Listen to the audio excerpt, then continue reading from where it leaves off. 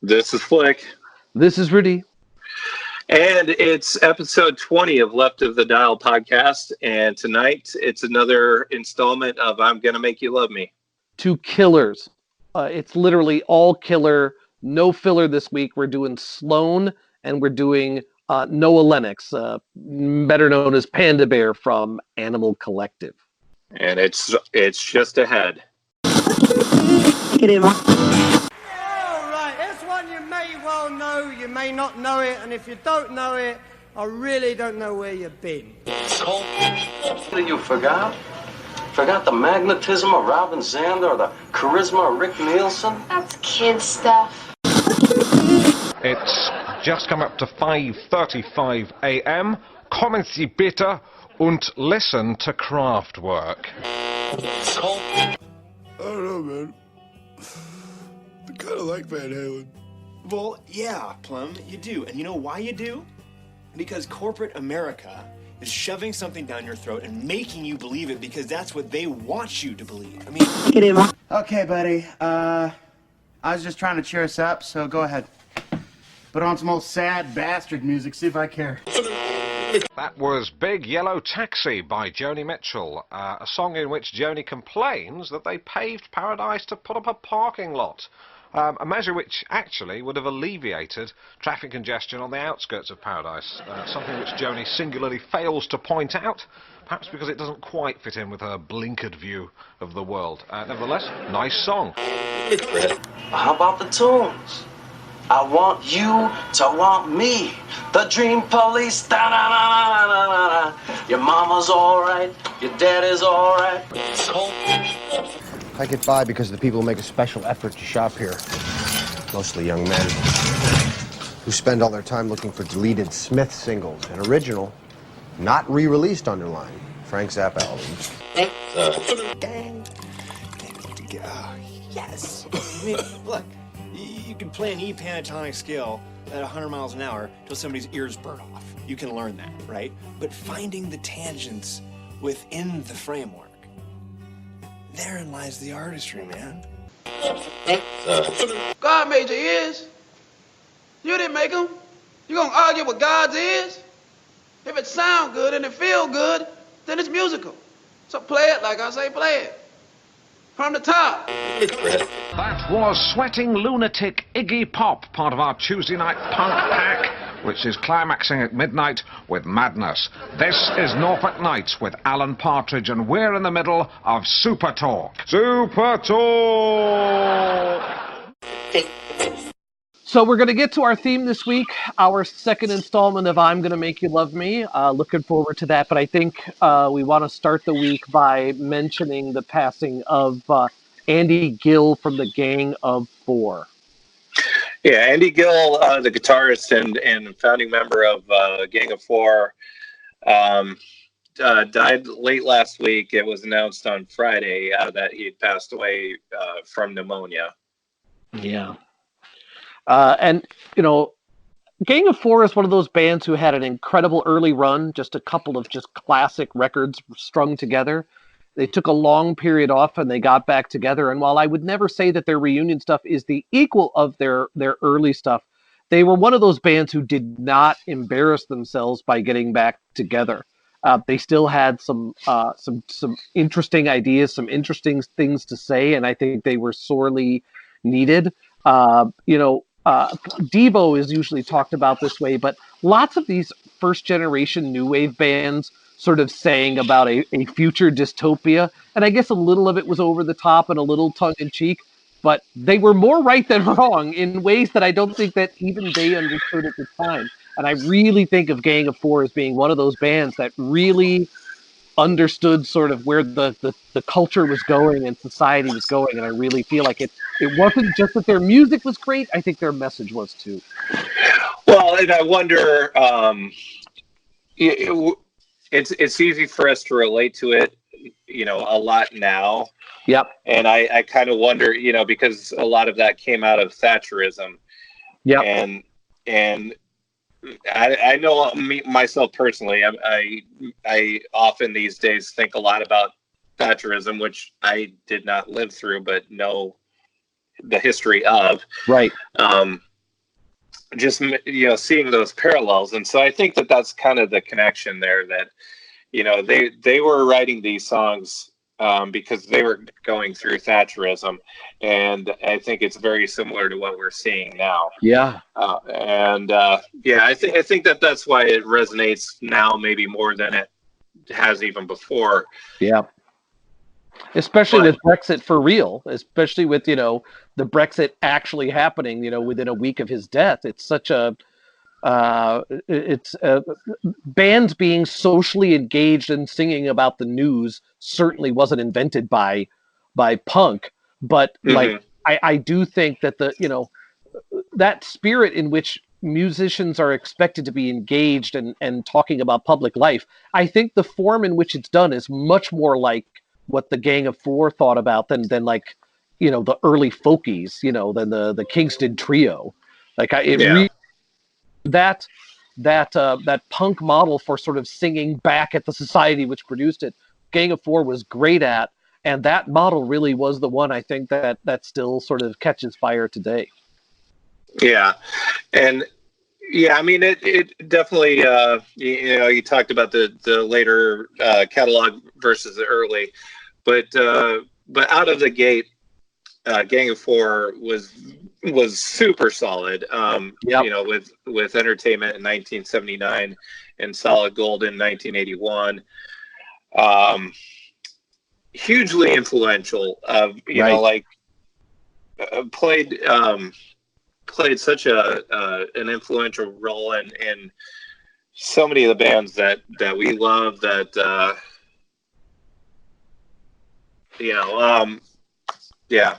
They didn't. They again. I'll say it again because it's important. They never embarrassed themselves. They always took it seriously. The only other band I think really in the category like this is Killing Joke, where their reunion albums were necessary. They were absolutely part of a continuity with the original series of these, like Killing Joke really comes from the sort of same primal material that Gang of Four was. There was that sort of that heavy influence, that post-punk dub, that really, like you were saying, Gang of Four was post-punk, but they were very British. They were very much a product of Britain. And to your point, the reason that stuff worked so well outside of Britain is they were singing maybe in their native idioms, but they were singing about things that almost everybody in certainly the industrial world was experiencing, let alone the people whose lives are turned upside down by the industrial world, which I think Gang of Four also separated themselves there too, which is they weren't just navel gazing. They did have an understanding of how, and I want to go back to a point here, but like they were also Cold War. They were responding to the Cold War to some degree. And I realize we're facing, a climate catastrophe, which is largely understood as an existential crisis, much in the way that the Cold War always felt like we were a hair's breadth away from an existential crisis. That pressure cooker really helped Gang of Four make great art. And I think the fact that it lived on and was as influential as you say, is really one of the biggest testaments to its greatness, is how much of it really proved to be ahead of its time and proved to be of a type of dynamic that was going to be useful far beyond their years. Yeah, and just to reiterate, I just think the times that these songs were, the early songs were created in, I think there's a lot of parallels between those times in England to where we are here now, and in England probably as much so. But of course, I'm not going to speak for that because I don't have first-hand knowledge of that whatsoever. But yeah, it holds up. Definitely. And, maybe more so than we would like it to, but it does. Well, Mr. Flick, we owe you a debt of gratitude because Gang of Four is one of those bands right now where there are some huge holes in which of their albums are available on Spotify. But if you go trolling through the compilations, you're able to dig up some of those early nugs, and I believe you've already grabbed one of their prime nugs. Yeah, one of my favorite Gang of Four songs is "I Found That Essence Rare," and that is on Spotify in a compilation. I put that on our February in rotation list. I would have also liked to have put "Damaged Goods" in there. That doesn't seem to be anywhere to be found on Spotify. I went trolling through and I was able to find a "What We All Want" from their second record. It's on some hideous compilation on Spotify. Someday we should review bad Spotify compilations and we should review bad re-records because that Spotify really specializes in those. But I'm going to throw "What We All Want" on there. It's real chunky, real dense, but damn does it hit. But those bad compilations came to the rescue in this case, anyway. Yeah, but I mean, usually they got like one legit old cut on it, and then like a bunch of like live stinkers or hideous re-records. That is a genre we're studying. Maybe not today, but we'll throw some Gang of Four up on our playlist for you. We've been pretty good so far, I think, about keeping the playlists tight and right. I know you have just replenished our February rotation, or you're kicking off our February rotation. We have some highlights I think we're talking about. Yeah, not as much new stuff as I would like there to be, but it's early in the year, so that's where we are. Yep. So I just kind of went to other things I've been listening to recently. There's a new song by Guided by Voices on there, man, called Blunder, that came out within the last I think that came out this past Friday. New one from Off the Beach, from Wire, from Mind Hive. Gentleman from Black Lips, that makes its second appearance on one of our rotation lists. Yep. Then it's going back to the aforementioned Gang of Four songs. Got some Beach Boys here today. Sounds in the City from Jam, a couple of Jam songs. They also got Standards on there, and The Damned. The Stooges, Modest Mouse, Stevie Wonder, Public Enemy. We could do whole shows on all of those. We could do a Public Enemy show, Stevie Wonder show, Modest Mouse show. We could do entire shows on them. And at some point, I'm sure we will. We should. And let's see. So Public Enemy, Led Zeppelin, Tribe Called Quest. That's what's on there so far. All right, I'm going to throw some new stuff in that I meant to talk about a month ago and never got to. The U.S. Girls single. I don't know a ton about U.S. Girls, but I've liked some of their older, noisier stuff. It's a young lady out of Philadelphia is the leader of that group. Their new single is called Overtime. Very interesting. I wouldn't say she's selling out, but her stuff is a little more accessible. The last couple albums, she's going to end up being massive, I think. She's just fantastic songwriter. And then I'm throwing, now this, I don't name the bands, okay? I don't pick their names. I'm embarrassed to have to say this band's name. It is what it is. The name of the band is the word pigs 7 times. So it's pigs, pigs, pigs, pigs, pigs, pigs, pigs. Pigs, that band, Pigs times 7, has really had a very small amount of music released in the last couple of years. Every single thing they've put out is top shelf. It's like better at being metal than the metal it's imitating was. It's one of those very rare bands who's like clearly all about, paying homage to days gone by, but they actually do it better than any instance I can think of. It's got the riff quality, almost Black Sabbath level quality riffs, but then these incredibly tightly played parts. So I threw their new single on there called Reducer. If you do not like that, then you don't like metal. That's just, I'll leave it at that. U.S. Girls and Pigs by 7, plus my Gang of 4. Oh, one other, sorry. I'm going to throw in some old Houston rap. Over the holidays, I drove through Houston, and I pulled out Still Tippin' by Mike Jones. I defy any, maybe Knuck If You Buck. What's better from the aughts or from rap? If it ain't Still Tippin', maybe Knuck If You Buck. I'm gonna throw some of that old stuff on there just because it's so good. It's actually getting better with age. I'll leave it at that. All right. Okay, so Are we ready for our? I'd say so. Okay. Let's jump in. All right, it's round 2 of "I'm Gonna Make You Love Me," where we exchange playlists of bands we like, just to try and convert the other person into the to Into pull them fandom. into fandom. Yeah, and the way my music life is going, the highest form of esteem that I can pay a suggestion is for it to actually find its way into one of my real playlists that I actually listen to.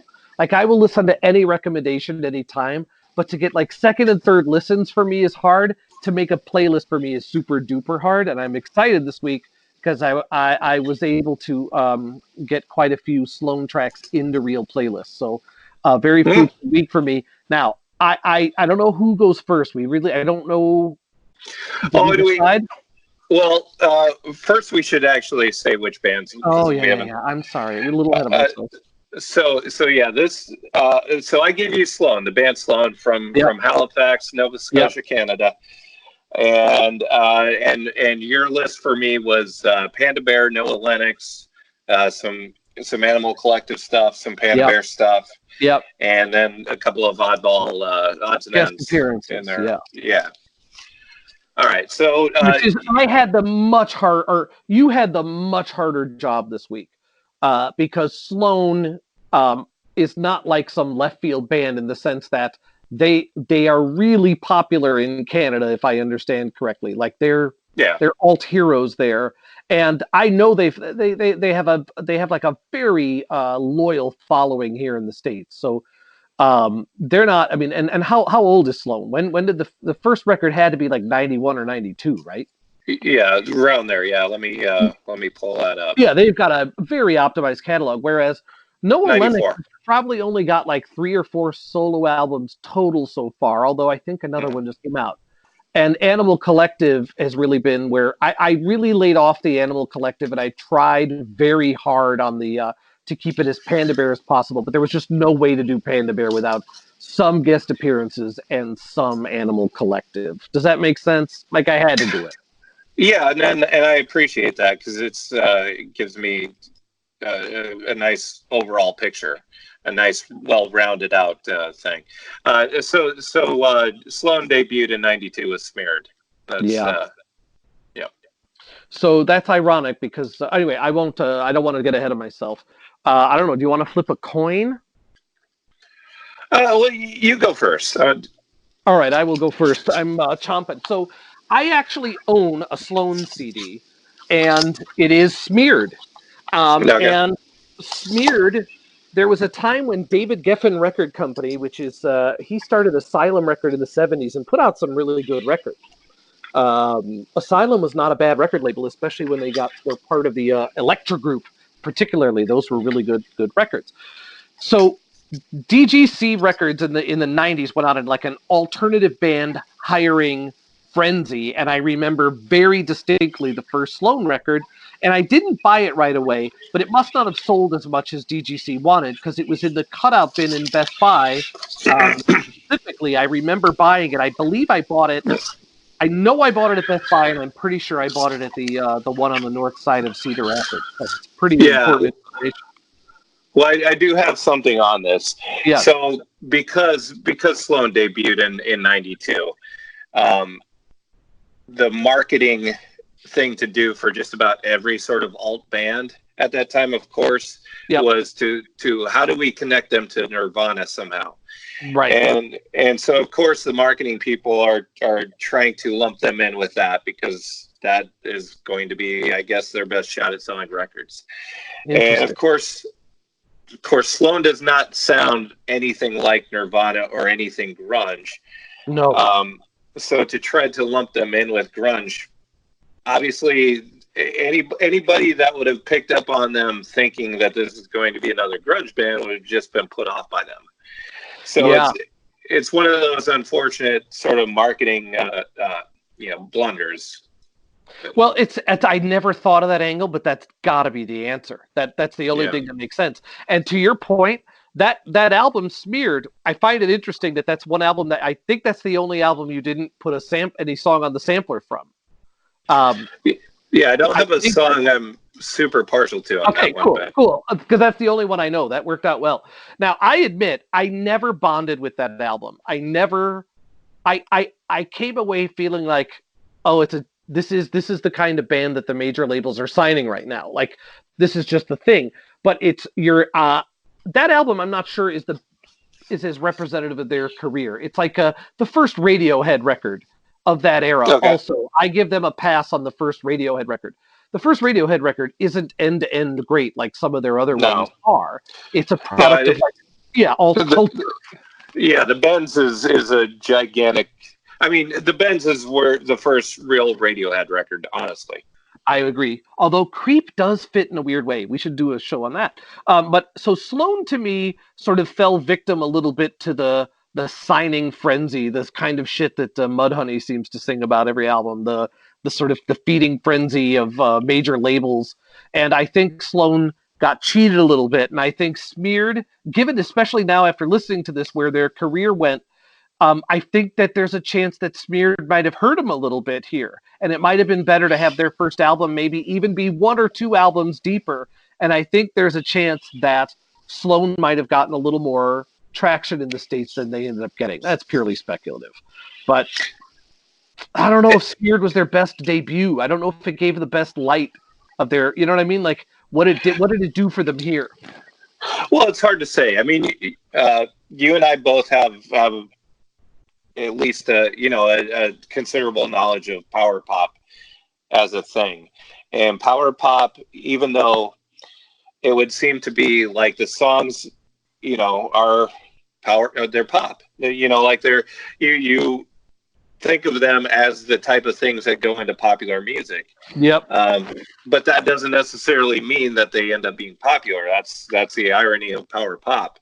So that is, I'm going to dispute this a little bit here with you. I want to pick as an argument is, as I listened to this compilation you made for me, it's not, they did not just do pop. So they did some very, I know that I don't think of the Rolling Stones 70s output as power pop. I think of it as hard rock or, blues, like BLOOZ. Yeah. But there are moments in here that I think reference the Rolling Stones. One of the songs has like a trumpet arrangement that reminded me of Ring of Fire, which you know what I mean? Like they actually had more than that power pop to them, quite a bit more. Well, I don't call them power pop as a confining sort of description. There's a lot of different directions you can go with that, but essentially, to me, that's what they are, is a power pop band at their core. That is where they're most comfortable, but I actually heard like almost so this is I mean this as a thing of respect, and sometimes I don't come off as respectful as I mean to. There really was, I tried to think of like what things that were used to make like mid-70s top 40 radio what it was. Like that was still the era of there were still professional songwriters, and there were still like Svengali producers who could sweeten records, and think of how glam was just so over the top. There's glam in there. There's almost, there's like even some of those like hand claps from like 70s teeny bopper records. There's even some of that in there. Mm-hmm. So they really were, there's almost like, it's literally, they have cataloged like almost all the ingredients that made up 70s radio, including, not that I don't just mean the white stuff. Because like, again, one of the things here that I know that these are 70s, these people couldn't be that far away from me in age, is true top 40 radio when we were young was what it says. It was, a top 40 station was just as likely to play Run DMC's Walk This Way as they were, Oak Ridge Boys' Elvira. They played whatever the chart says is the top, stuff, regardless of genre. And that's changed. That hasn't existed for 30 years. But if you listen to AM radio in the 70s, you got a mix of everything. And I sort of, that's what the diversity of their music over their career made me think of, is how old top 40 radio really had everything in it. And this catalog, this band kind of does too. There really isn't much that they left out, you know? Yeah, well, part of what that is, and one of the things I really admire about this band is that they have 3 songwriters that have a pretty even distribution in the stuff that they put on the albums. Yeah. And it's very democratic. You know, if you know, so the 3 main members, or the 3 like frontmen of the band, Jay Ferguson, Chris Murphy, Patrick Pentland, and then Andrew Scott is the drummer. So if one of those guys, you know, comes in with a song, they're totally in charge of that song. You know, like they say, well, this, you know, this is what I want, and blah blah blah, and you know, nobody really fights somebody else on their song. They're totally in charge of their song. But it's totally democratic in the fact, you know, in the way that you know, nobody's saying, well, this doesn't really fit with Sloan, and you know, whatever. It's just whatever that person wants to do. It's their call. And I think that's kind of, you know, what that variety, you know, what the main source of that variety is just that approach to it, that democratic approach. But it yeah, works. I mean, it works. Yeah, you know, like for instance, that glammy thing, you know, that. So by glammy, I'm thinking like the song, you know, specifically you might be thinking of is what, you know, why am I blanking on the Money City? Which Maniacs. is their most listened to song on Spotify. Yeah, and that's a Patrick Pentland song, and his songs are more that type of thing. They're more that glammy or harder edge sort of rock. Right. It was your point earlier. The closest they got to grunge was, you could make a case that, like, I mean, I don't know if Pearl Jam ever really was a pop band or really used the pop idiom, but some of their influences did. You know what I mean? Like, Sloan has a little of that in them. Sloan wouldn't have sounded. Now, this is, I don't mean this as an insult, but it may come out like it. Sloan could have fit on WXRT at any time during the life of WXRT. Does that make sense? There are times where Sloan could have been back to back with like Pearl Jam on WXRT. Yeah, and as it is, I don't know if they've ever been played on WXRT, but blows my mind because it's literally like they're WXRT's dream. Yeah, it's that's one of the crazy things about the music business, I suppose. Yeah. All right. Well, let me ask. I think I have my concept of what their golden era was, and I'm sure Sloan fans all have their picks. But I'm going to pick the trilogy here of, and I need to talk about them. Is the Double Cross, Parallel Play, and Never Hear the End of It. That to me was, those were the ones I went to and did deeper. Now, Never Hear the End of It can't possibly be a single album. It has to be like, or is the name kind of a joke on the fact that it's literally 30 songs long? Yeah, that might be. So that's interesting because I hadn't really thought of it, you know, like I guess if I'm to think of what the golden era is, it's probably the early part. Oh, wow. We really end up in this a lot, Mr. Flick, where we have the same band and we come up with different reasons for like different eras. Well, but what I think is interesting about you pulling out that section is that I think with Sloan there's a pretty even distribution, that there isn't really like a slump in their career, and probably because they have 3 guys contributing the work, you know. Yep.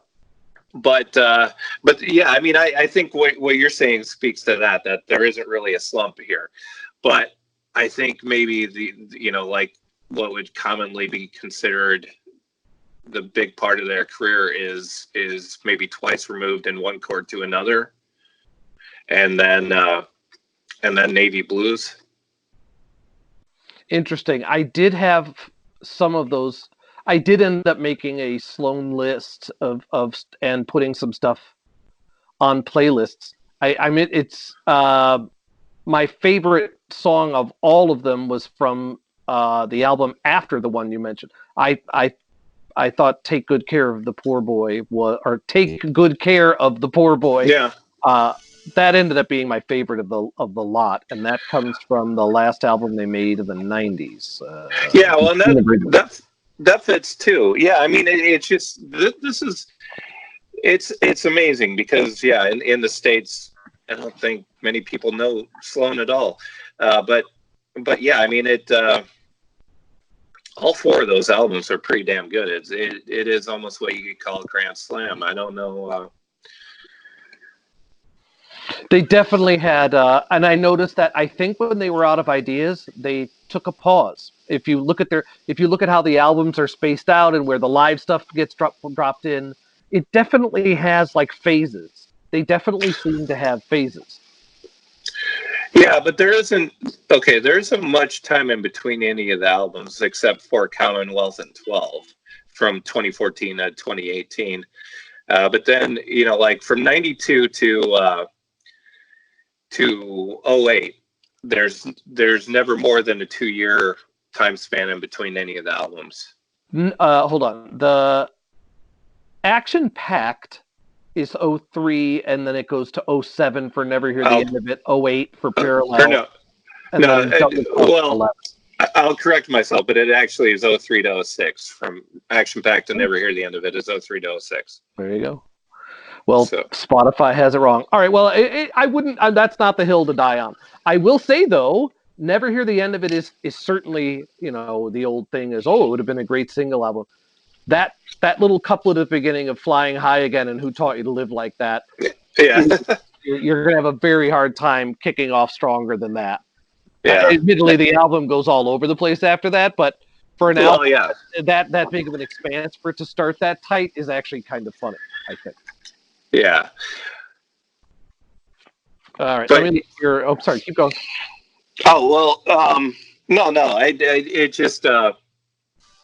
I'm interested to hear what your standouts are, but you're going to go through it. Made was high for me. That one comes from 1994, so that's Twice Removed. That's the second album.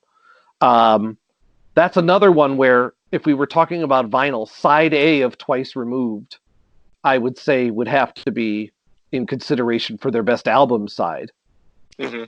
That's pretty good. I liked I Hate My Generation too, although I thought Coax Me was the obvious big dog on that album. Am I the only one who feels that way? No, it probably is. But I like Worried Now as well. Yeah. Then I put the Flying High Again, Who Taught You to Live Like That. Who Taught You to Live Like That? I think lends itself to a cover. I am surprised that one didn't end up. Because again, that's not a super straight ahead rock number. That has some modern. Really, I think that album is what we were saying is 2006, 2007. That album absolutely sounds like 2006, that's a very high compliment. It's a shame we're next week is I think our topic is the best of the indie aughts. No, that's 2 weeks. I'm going to cut you off right there. It's in 2 weeks. Yeah. Yeah, I've been working on that playlist. I don't know if Sloan was technically on an indie label, but the song "Who Taught You to Live Like That" is going to make my indie aughts list. I think that's songcraft all day, and that one's been in my ears quite a bit. "Believe in Me" would be up next. Now that has the Rolling Stones all over it. I can't be the only one who thinks so. Yeah, I'm sorry, I missed. Which one was that? "Believe in Me," the first song on Parallel Play. Like, it's the inverse of Brown Sugar. It literally is. Yeah. It's like yeah, and that's again, that's Patrick Pentland. So he's more he's the Jay Ferguson and Murphy. They're more poppy. Jay Ferguson's very poppy, and Patrick Pentland's more like rock. So if I was to go into like, I don't know, does Sloan have like a Reddit, or do they have like, is there Sloan Twitter where I could go and if I was to ask people to, would Sloan fans divide along the lines of albums or songwriters? I don't know. I mean, I think I like to believe that, because for me, I think every one of the songwriters gives you something that's nice and something I enjoy. And so I kind of, tend to believe that most Sloan fans feel the same way, that every one of them have their thing that they bring to it that is enjoyable. Yep. Well, I will say this, Parallel Play, when I looked it up, it was on Yep Rock Records. Now, in 2008, like Yep Rock Records, I'm really dating myself and really, really showing myself to be the old white dude that I am. But Yep Rock Records in 2008 had an unbelievable, it had Robin Hitchcock, it had Sloan, who else? It literally, it had like a murderer's row of old, alt, and white. But wow, this album really, going back to 2008, this album should have been much bigger, considering how many other like bands derivative of this were getting over with the same stuff. Yeah, and Parallel Play is a good one, and I really commend you for finding as much in this era, because I think it's easier to go to the 90s. Just because I think that, that's where they had more attention from most people. But this is a good era, and Parallel Play is a really good album that is probably, I don't know if it's as overlooked in Canada. Maybe it's not that overlooked at all in Canada. Certainly in the States it is. Yeah. It's interesting. I imagine that that if they did a greatest hit show, that's got to be a pretty great concert. Yeah, when I saw them live, I saw them live a few years ago in Chicago, and they did One Chord to Another in its entirety because it was the 20th anniversary. So obviously this was in 2016 that I saw them. And then they did quite a lot of their other songs as well, but One Chord to Another's lengthy album that they did in its entirety. So that was 12 of the songs. Yeah. I imagine they probably when they were younger, they probably. You know what I did notice that's strange is I looked at their catalog. I don't think I saw one cover tune. I don't think I saw one. So interesting. Yeah, interestingly, the only cover that I can think of is, so they came out with a deluxe version of One Chord to Another, and they did a cover of Dignified and Old. I don't think that was the only cover, but that's the one I remember that they did, Dignified and Old. Too bad that's not on Spotify, because that would have been one for the list. They do some Christmas covers, but I didn't include those. I'm looking there. I don't think I see any covers throughout their entire career. I'm looking even at the live album here. I'm guessing none of their fans want to hear from anything from them other than what they've written. Like, I'm guessing their fans would get. I mean, think of how angry Bob Dylan fans get when he does covers. Well, I don't know. Yeah, I mean, I didn't see them do any covers live, but their cover of Dignified and Old's pretty good. But by the way, the Christmas songs, if you're talking about the ones I think you're talking about, I think those are originals as well. Oh, all right. Well, I didn't listen to them all. I just assumed 12 Days of Christmas was 12 Days of Christmas. Oh, well, yeah, that might not be the one I'm thinking of then. They appear to have a bunch of them. To your point, didn't you say? I think when we talked about Twice Removed, did you say the other single was Worried Now? Because that made my list too. I don't know if that was a single. That's just another song I like a lot off that album. Yeah, I thought that was that also cleansed the palate. Uh, the drums were huge in that. Not that they weren't, but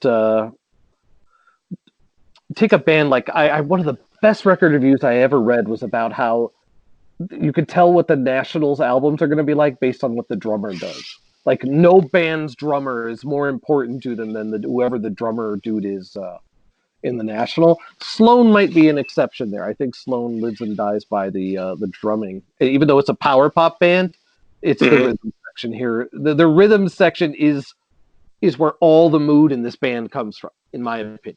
My uninformed opinion, but my opinion, nonetheless. And then I grabbed The Rest of My Life from my stupid Spotify. I can't see the album. From Action Packed in 2003. Well, so you're saying I didn't put that on there originally? No, it was on there.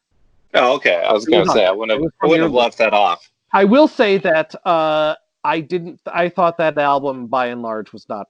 I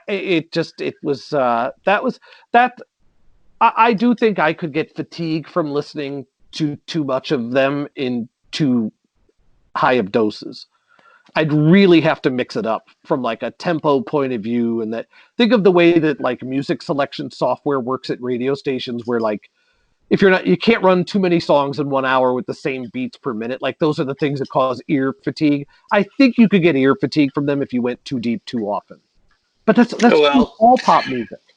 That's one of those things that I don't know. To me, would probably be alleviated by having three distinctive songwriters. Yeah, I guess I could see that. Although I am going to pursue the songwriter angle with them, because I think I know enough of them where I'm starting to get good enough now where I bet I could guess and be 50% right. If I mapped it out, I think I could figure it out. Hold on, now I'm going to cheat, and before I hand it over, I'm going to go up look at their list on Spotify of the most popular stuff. So Money City Maniacs is by far their most listened to song, by far. Not surprising, I guess. I don't know if I would have predicted it, but it's not surprising. There's a pretty steep drop there. Everything You've Done Wrong is number 2, which again, that's not power pop at all. That song is like, that sounds like 70s radio to me. You know, like just 70s AM radio. It's all together. Yeah. I'm surprised that was such a big hit because it's so, it's almost corny. And I don't mean that in a bad way. That's their number 2. And then The Rest of My Life is their number 3. Good stuff overall. I definitely, I could see, I mean, you gave me 20 songs and I have almost half of them placed in playlists. That is a unbelievable batting average by my standards. I mean, I got a road with all of it, but that's very high by my standards. Well, and I take a lot of pride in that because I feel like Sloan being, well, first of all, knowing where you started with Sloan and knowing that you probably had written them off at one point because of Smeared. I couldn't believe how many records they had when I went through and looked. Yeah. And, you know, just because you probably got Smeared at the wrong time, and it's probably the wrong album at the wrong time, and then probably the wrong introduction to Sloan. And so I'm glad that this worked out well because, you know, usually if you get off on the wrong foot with some, you know, the wrong first impression, for most people, that's all it matters. I would have. You're right. I would have let it go. I do think if Twice Removed had been the first record that they put out and they got the same promotional push, I think they would have gotten over. I really think that. Yeah. Because that's a pretty big leap from Smeared to that. Well, yeah, but this goes back to, you know, just the way, you know, if you're talking about the mass market and whatever, that's the way it goes, and you just can't do anything about it. It's like, you know, it's one of the things like with a band with Big Star, there are many reasons, you know, why it didn't end up working out. But part of the reason too is maybe radio wouldn't have even been receptive to them if the distribution was there for Big Star, because at that time, you know, it was like Led Zeppelin was what everybody wanted, you know. So right. Do they even, you know? And they definitely weren't that. And in the case of Sloan was definitely not Nirvana or Pearl Jam or Soundgarden, you know, and that's what people were listening to at that time. We've mentioned Big Star episode as being a need, and we definitely need to. But in the context of Sloan and power pop, who did power pop before Big Star? Like, where does it? I know where it comes from. I mean, the Beatles to me are the archetype, but right. Yeah, I mean that's where Chris Bell was certainly taking the cue from. It's like Revolver is basically Revolver is the origin story of power pop, or is it Rubber Soul? Yeah, well, I'd say Rubber Soul, you know, is the origin of that. But interesting. Yeah. So you know the term power pop. You know where that comes from? Mm-mm. Somebody wrote that in reference to the Who. Like they described the Who as power pop. That's where the term actually comes from. Wow, the Who has been mislabeled, but they also were not maximum R&B. Like I know what R&B sounds like, and I have a concept of what the word maximum means. Yeah. If I put things together, you don't get the Who. But well, if you go back to like actually So Sad About Us, to me, that would definitely be a power pop song, and Substitute is Substitute is a power pop song too. I think it actually fits. It didn't really stick with the Who.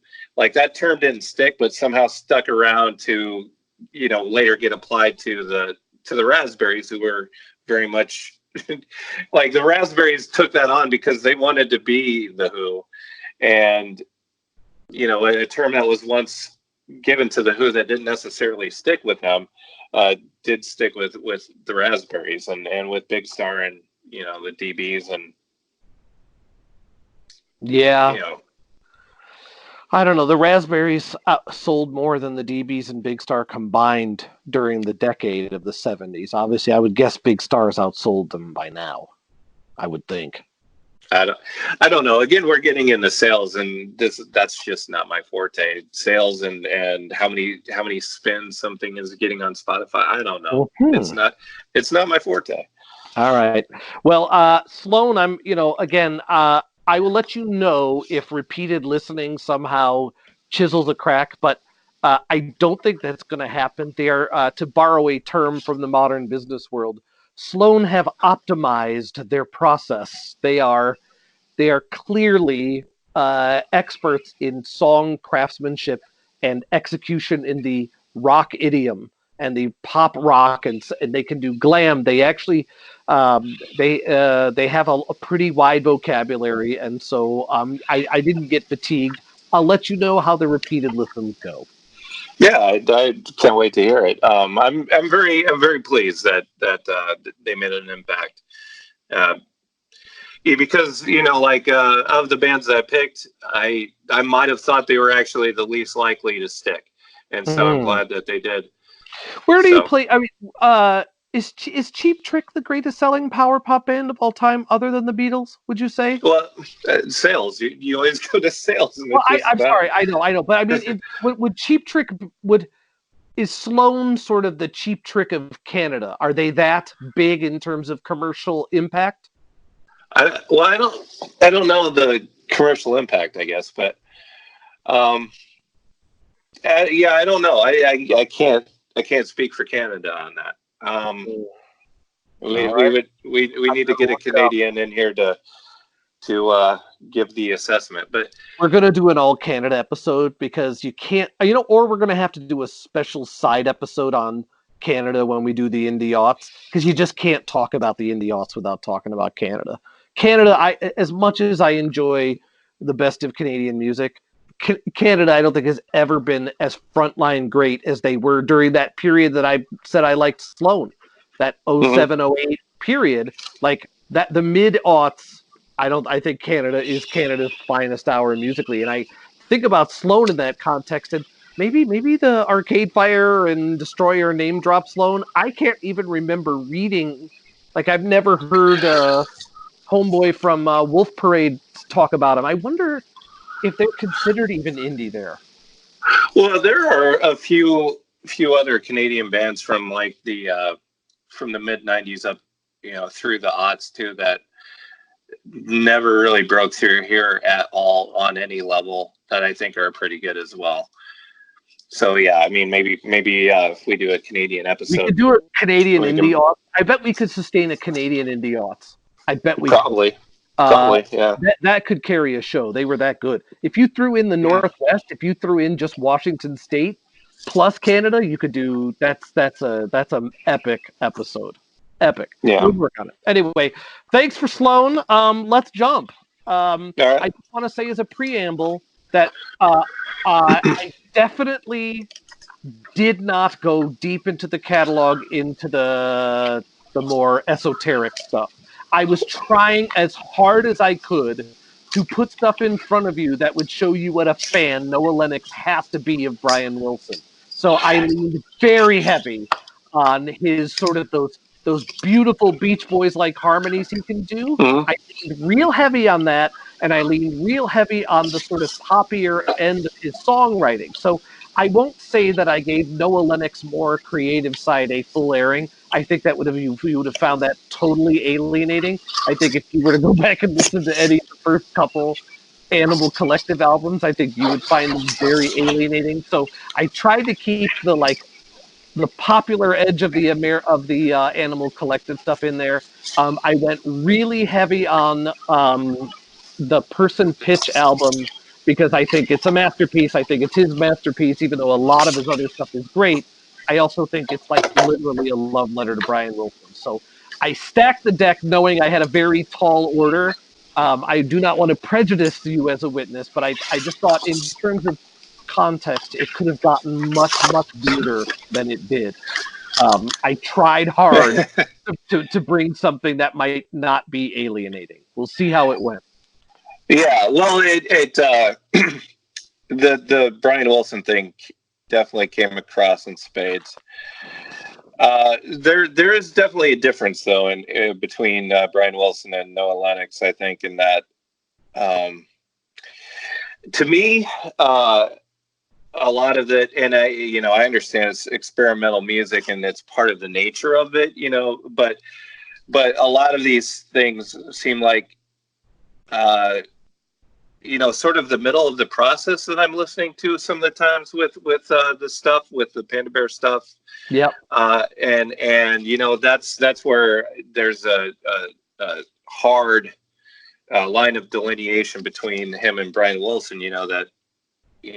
Brian Wilson's output is like fully crafted, and Sure. And here it's more like you're listening to the middle of the the middle stage of the development. Sure. And so that's sometimes what was challenging to me. Yep. Is trying to accept it at its own terms. I don't think I there's no singles here. Like, I put records on here that are singles. In fact, Animal Collective, I think, for every album they put out an EP, which is usually with an A side.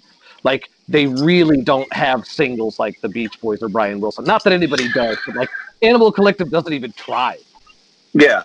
Well, I will start with what I think. So I'll just pull out the first example here. Last Night at the Jetty. Mm-hmm. That is like that's an example of like a fully realized song there. Like that's the end of the process.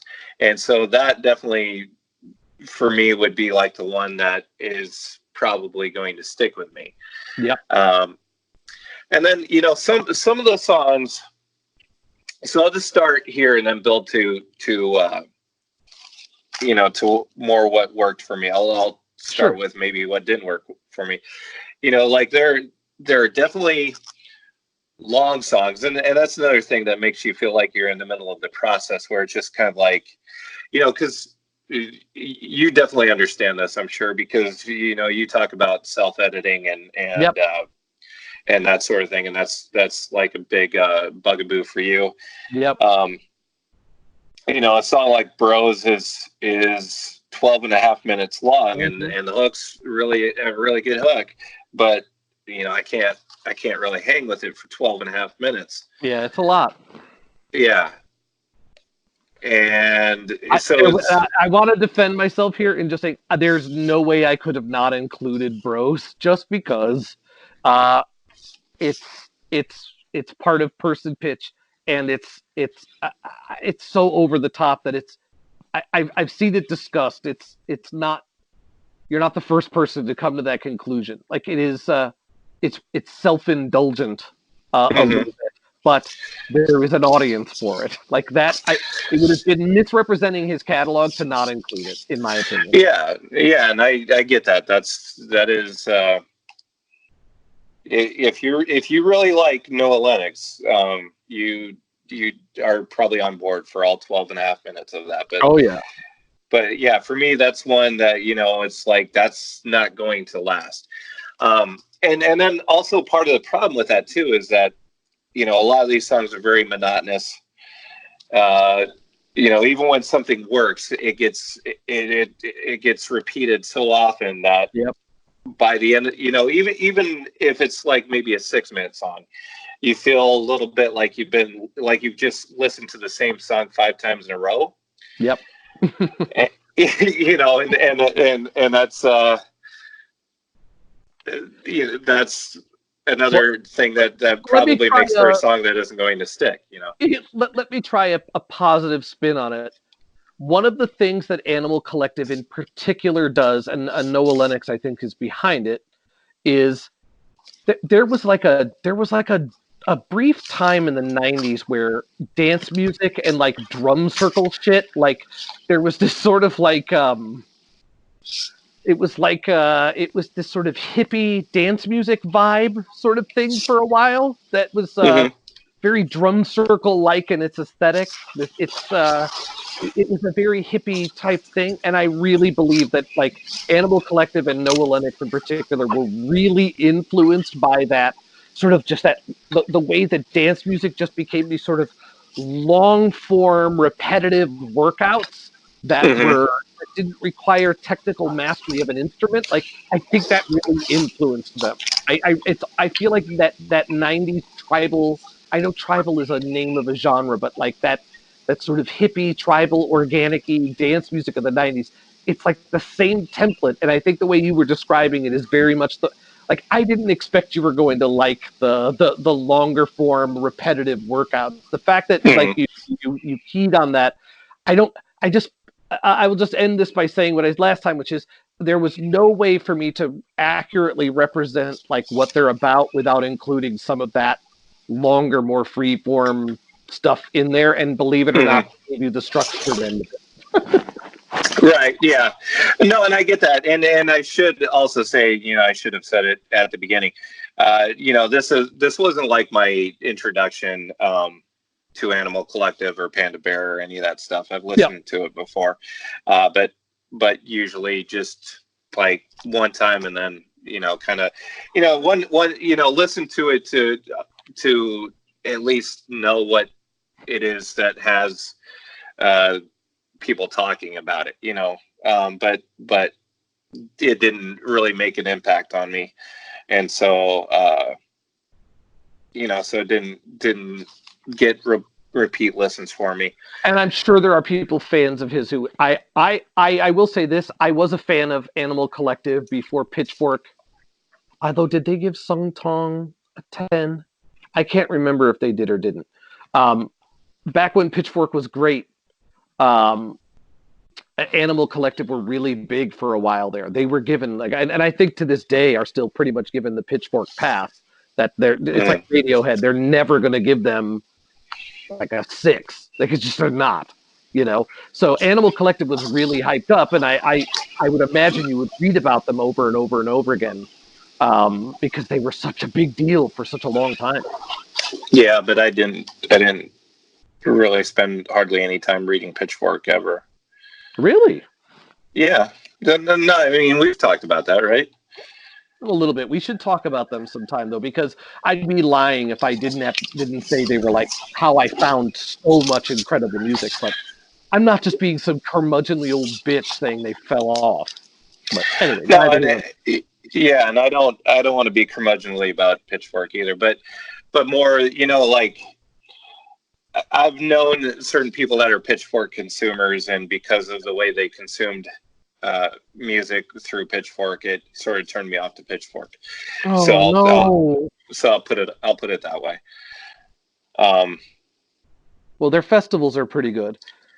because like maybe it's the case for you too. Just knowing certain people that don't really have seemingly didn't have tastes of their own, and would Right. just go to Pitchfork, to find out, what would be a cool thing to tell other people that you listen to, and that would kind of turn me off to Pitchfork, because it would sort of come off to me as like maybe that's what Pitchfork wants to be, is that thing that certain people can tell other people that they listen to this, Right. and that, so it just didn't seem to be for me. We have to talk about them when we talk about the indie aughts, and I will try to keep my gripe with them is that they review musicians, they don't review music. Like, Yeah. it's just be a very, very, that's a bad way to go. But all right, we'll pick that up next time. But I mentioned only because I also don't think you can talk about Animal Collective and Panda Bear without explaining the role that Pitchfork had in. And the first time I listened through Person Pitch, I'm like, what's this dog shit? Every once in a while I get albums totally wrong, and that was one that I got totally wrong on first listen. But again, I liked Bros, but I never expected you would. Not to relitigate Bros, but anyway, carry on. Okay. All right. So I'm just going to go through the songs that did work for me. Last night at the Jetty, I think was the strongest one for me because it was the most fully realized song. Yep. And then I think the only Animal Collective one in the list that you made that I liked was No More Running. Wow. Yeah, I've listened to Animal Collective before and just was never a big. It didn't click for me, and it's not to say that the other stuff I don't like. It's sort of just this middle ground where it's just like, yeah, I see what it is, I get it, but not really making the impression on me. Yeah, I tried as hard. And again, if anybody's listening who's a real fan of Animal Collective and Panda Bear, they'd probably say that I way overdid it on the saccharine, sugary stuff. Like, I picked 3 songs from Meriwether Post Pavilion, which is like their commercial peak, I think, by far. And it has to be they're at their peak of popularity. And it is as close to pop record as I think they've made, and I still think it's off-putting for you. I think it's still probably even that stuff, which is I think the height of their songcraft, it probably doesn't feel fully formed for you. Yeah. Then after that, Boys Latin, I like. Nice. Take Pills. Take Pills was, I think, the first one that, because some of these were ones that I liked a little bit better on the second listen. Take Pills was maybe the first one I gravitated to, though. Interesting. So that was. Well, it sounds so slavishly Brian Wilson to me too, but Yeah. I love it. So yeah. Ponytail, I liked. Cool. And then Cranked. Interesting. Ponytail's probably my favorite all time. Well, I'm satisfied that you found anything, to be honest with you.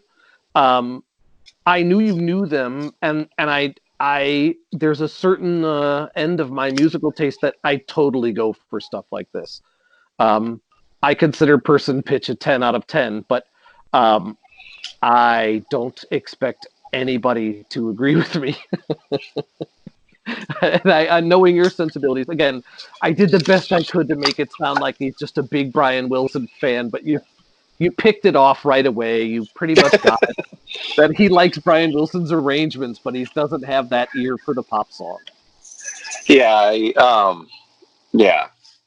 I was going to throw on as a bonus track. Noah Lennox produced Taken by Trees cover of My Girls, which I don't know if you've ever heard that, but that's a treat. Okay. I'll throw that in maybe to one of our playlists. All right. And even though we don't really know when the next time we're going to do one of these I'm Gonna Make You Love Me shows, if you want to go ahead and pick what bands we're going to do them for, I wouldn't object to that. All right, I'm cheating here because I've already made the playlists and I tucked them at the bottom of our playlists. So I desperately want to convert you into a Magnetic Fields fan. So let me give you the Magnetic Fields as the next homework from my end. Okay. There's a playlist there already. All right. I'm going to give you Guided by Voices next. Nice. Yeah, I'm down with that. I have a little bit of Guided by Voices here, smattering here and there, but when I looked at your playlist, the only one that's on Hot Freaks is one of the greatest things ever recorded. But that was the only thing that we had in common. So there's a lot for me to do here. I'm excited. Okay. All right. So the next one should be good whenever we do it. Hot Freaks. I'm going to listen. Come on. I think Blitzen Trapper has a cover of Hot Freaks that's astounding. I'm going to look. Yeah, they were on the Guided by Voices tribute album that came out quite a while ago. Yeah. I saw that. I'm old. I never, my musical prime is behind me, but I want to throw this one in. It's not even a humble brag. I am so desperate for clout that I'm just going to blurt out. I saw Fleet Foxes open for Blitzen Trapper. That's how, I think it was right when the first Fleet Foxes record was just out. At Bottom of the Hill. I'm only saying because I'm in San Francisco tonight and I saw it here in San Francisco. That was one of the best shows I think I ever saw. Was Blitzen Trapper with Fleet Foxes at Bottom of the Hill. Good times, man. All right, so that will be the next time we do, and I'm Gonna Make You Love Me show. Yeah, I'm happy with that. Next week. So in 2 weeks we're going to start part one of our indie rock from the aughts shows, and then next week it's Valentine's Day coming up, so we will have a Valentine's Day themed show next week. I'm excited for that. I mean, it's going to be deep. It's going to be ponderous and deep. Yeah, and spoiler alert. It's probably not going to be very syrupy love songs that we're going to be discussing next week. Mm. Maybe a little bit more of the. Well, yeah. Okay, you go ahead. I might throw one in just for a little leavening. We'll see. All right. Well, yeah, I'm going to tell you already that my list is going to be. There's going to be a lot of heartbreak involved in my list. All right. If I see you with black fingernails or I hear that you've quit soccer, I'm going to be worried. We'll see you then. See you then.